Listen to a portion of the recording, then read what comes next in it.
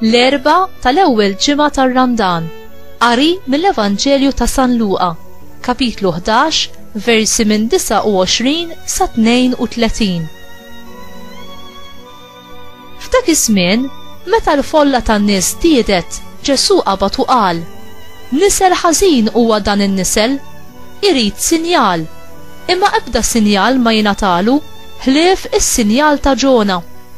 Għax bħalma Ġona sar sinjal għan-nies ta' Ninwe, hekk isir bin il-bniedem għal dan in-nisel.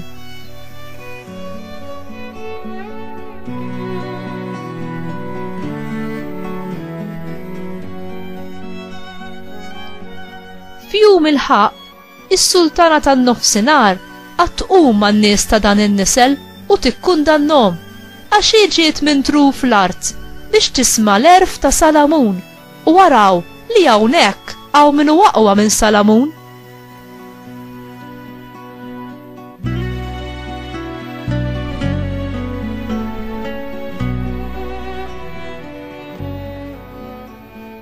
Fjum il-ħaq, in-nies ta' Ninwe qatt iqumu ma' dan in-nisel u jikkundannawh għax huma nidmu wara l-predikazzjoni ta' Ġona u waraw li hawnhekk hawn min huwa aqwa minn Ġona.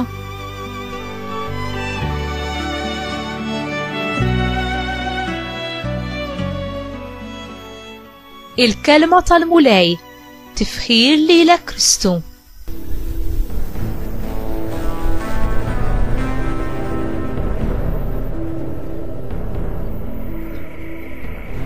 Kieku x'kien jgħid Ġesu għal ġenerazzjoni tagħna?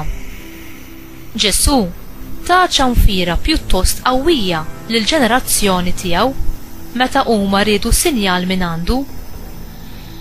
Kienet karatteristika għal Lut li jitolbu sinjal mingħand il-messaġġiera ta' Alla biex jaraw kemm huwa awtentiku dak li jkunu qegħdin jistqarru. Meta wħud mill-kittieba u l-Farisej issikkaw lil Ġesu biex jagħti prova ta' dan li kien qiegħed jistqarr, u jgħidilhom diversi drabi u b'ħafna modi li huwa s-sinjal ta' Alla u li m'għandhomx bżonn ta' aktar evidenza minn Alla aktar milli il-persuna tiegħu stess. Meta Ġona kellem lin-nies ta' Ninwe, huwa għarfu t-twissija ta' Alla u nidmu. U s-sultana ta' nofsinhar, jiġifieri ta' Xeba, għarfet l-erf ta' Alla f'Salamun. Għalhekk ivvjaġġat fit-tul sa ma waslet għandu. Ġona kien is-sinjal u l-messaġġ tiegħu kien il-messaġġ ta' Alla għall poplu tiegħu ta' Ninwe. Sfortunatament, il-kapijiet reliġjużi ta' żmien Ġesu ma kinux kuntenti li aċċettaw is-sinjali qudiemhom stess.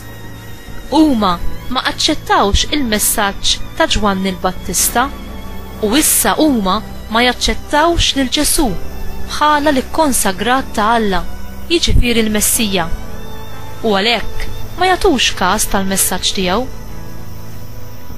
Ġesu ikkonferma il-messaġġ tiegħu b'ħafna mirakli bi preparazzjoni għall-akbar sinjal fost kollha, il-qawmien mill-mewt tiegħu fit-tielet jum.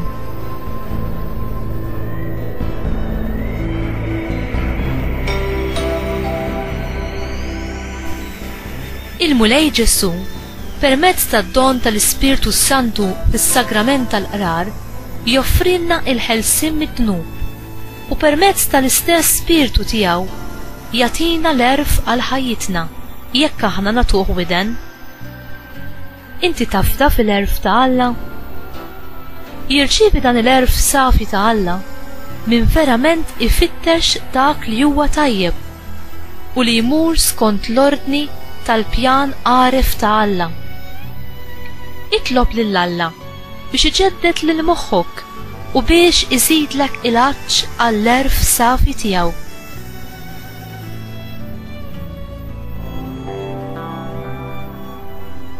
Mulej, għatini l-erf tiegħek u żid l-imħabba tiegħi għal triqatek. Għenni nirreżisti it-tentazzjoni u brieda soda biex jien nkun nixtieq biss b'qalbi kollha dak li joġob lilek.